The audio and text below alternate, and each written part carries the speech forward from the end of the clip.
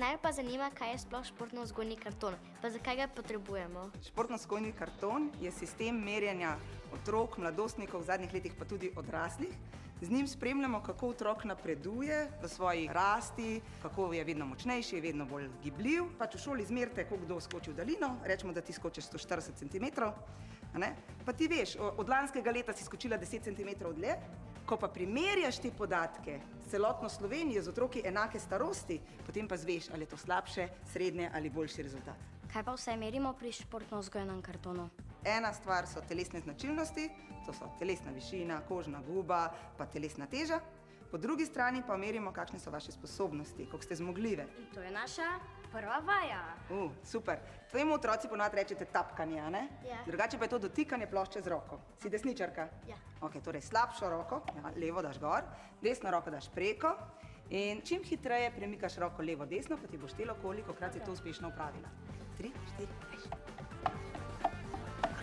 Hitreje. Gremo nola! Še. In stop. Poglej, ti imaš 33 ponovitev. Slovensko povprečje za lansko leto je bilo 34. Ampak se je videlo, da si bila zdaj še malo nervozna. Če bi poskusila še enkrat, bi zagotovo imela preko 34. 3, 4, greš. Opala, to je bilo pa kar 160. Povprečje za tvojo starost bi bilo tam okrog 144. Tako da ti zdaj krepko dlje skočila. Poznata to? Ja. Ena izmed najlepših vaj. Super, odlično. Kaj pa meri? Predklon. Predklon, to je vaja. Kaj pa meri? Gibljivost. Kjera bo šla prva? Ajde, skoči gor, prsti na ploščico.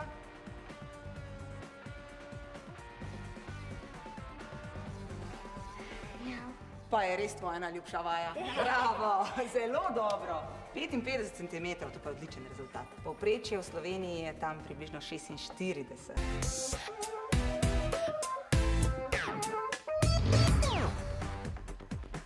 Zakaj je telesna pripravljenost tako pomembna? Ker, ko je telo pripravljeno, zmore tudi večje napore. A misliš, da če telo ni pripravljeno, se lahko učiš? Ne. Da si lahko veliko stvari zapomne? Ne, nikakor ne, a ne? Bolj, ko je telo pripravljeno, bolj je tudi tvoja glava dela. Naslednja postaja. Kaj je to za ena postaja? Trebušnjaki. Noge si zataknete tukaj spodaj, roke prekrižata na prsih. 60 sekund. 7, 6, 5, 4, 3, 2, 1, nič. Povprečje je 37, ti si jih naredila 40, ti pa 41. Bravo. Pri tej nalogi merimo koordinacijo telesa. Kako dobro znaš uskladiti roke pa noge in običajno ti tudi pove veliko o tem, kako se znaš orientirati v prostoru. 3, 4, zdaj! Gremo nola!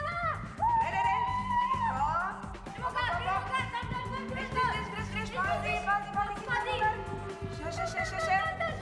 13-3. Koliko je pa povprečje? 15-7. 14-3, super! Sta že utrujeni dekleti? Ma pa. Za danes smo na zadnji postaji. Če bi bili zares na športno-vzgojnem kartonu, bi mogli teči čez 60 pa 600 metrov. Za katere mišice je ta postaja? Za roke in ramenski obroč. Zakaj pa je to pomembno? Zato, ker cel dan v šoli sedite, pa ste takole vsi zgrbeni, a ne? Ja. V resnici pa roke in ramenski obroč, ta del drži celotno telo po konci. Bradica je lepo nad lestvino, super vama gre. Držiš. Hop.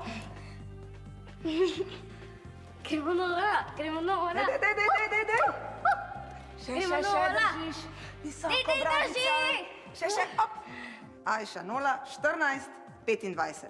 To je bilo sicer malo manj od slovenskega povprečja, ampak vsak ima kakšno stvar, ki jo je fino, da jo lahko še vadi. Kam pa vpišemo naše rezultate? Sproti, ko merimo po vsaki postaji, učitelj vpisuje rezultate v športno-vzgojni karton. Tule pri vsaki postaji vneseš in takrat, ko sem bila še jaz v osnovni šoli, smo na tej strani potem risali grafe in primerjali s tem, kako dobri smo. Danes pa je to malo drugače in vaši starši dobijo takle izpis, pri katerem je pa malo bolj jasno. Poglejte, primer tega otroka je, da je pri teh testih bil uspešen, je v zelenem, zdravem območju.